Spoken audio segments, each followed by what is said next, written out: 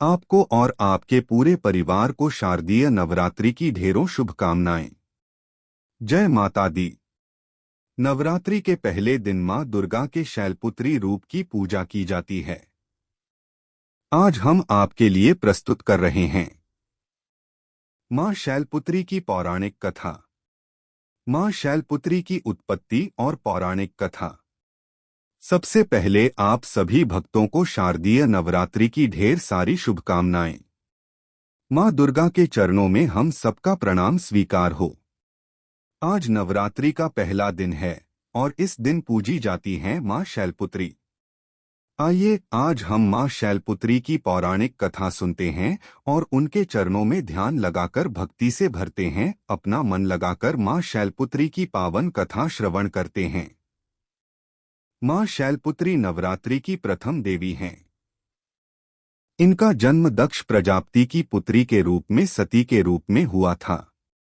देवी सती ने भगवान शिव से विवाह किया, लेकिन जब उनके पिता दक्ष ने शिवजी का अपमान किया और उन्हें अपने यज्ञ में आमंत्रित नहीं किया, तो सती उस यज्ञ में बिना बुलाए पहुंच गईं।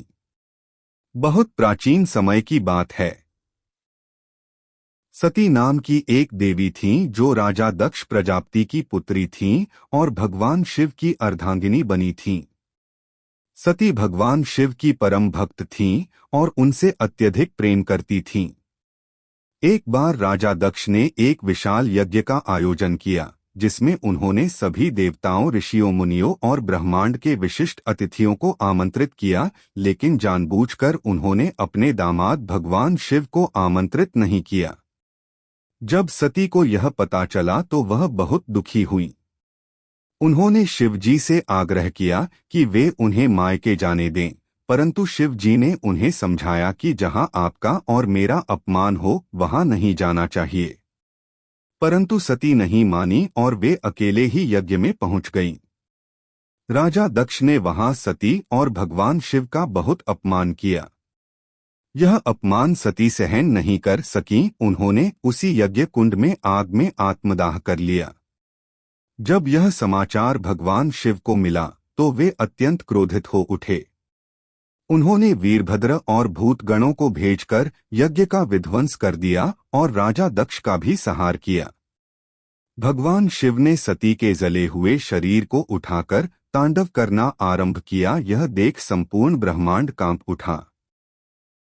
तब भगवान विष्णु ने सुदर्शन चक्र से सती के शरीर के टुकड़े टुकड़े कर दिए, जो पृथ्वी पर विभिन्न स्थानों पर गिरे और वही स्थान शक्ति पीठ कहलाए।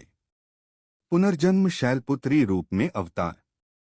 इसके बाद देवी सती ने अगले जन्म में हिमालयराज पर्वतराज के घर में जन्म लिया और इस बार वे शैलपुत्री कहलाईं। शैल यानी पर्वत और पुत्री यानी पुत्री, इसलिए वे पर्वतराज की पुत्री शैलपुत्री के नाम से प्रसिद्ध हुईं। मां शैलपुत्री ने बचपन से ही कठोर तप करके भगवान शिव को पुनः पति रूप में प्राप्त किया। मां शैलपुत्री का स्वरूप। मां शैलपुत्री का वाहन है नंदी बैल। उनके दाहिने हाथ में है त्रिशूल और बाएं हाथ में कमल पुष्प। उनके मस्तक पर अर्धचंद्र सुशोभित है। वे सौम्यता, शक्ति और पवित्रता की प्रतीक हैं। मां शैलपुत्री की उपासना का महत्व। नवरात्रि के पहले दिन मां शैलपुत्री की पूजा करने से व्यक्ति को मानसिक स्थिरता, संयम, शुद्धता और आध्यात्मिक शक्ति प्राप्त होती है। यह दिन साधकों के लिए मूलाधार चक्र के जागरण का दिन होता है, जहां से साधना की शुरुआत होती है। जो भक्त सच्चे मन से मां शैलपुत्री का ध्यान करते हैं, उनकी सभी इच्छाएं पूर्ण होती हैं और जीवन में सुख, शांति और समृद्धि आती है। जय मां शैलपुत्री माता नवदुर्गा माता की जय।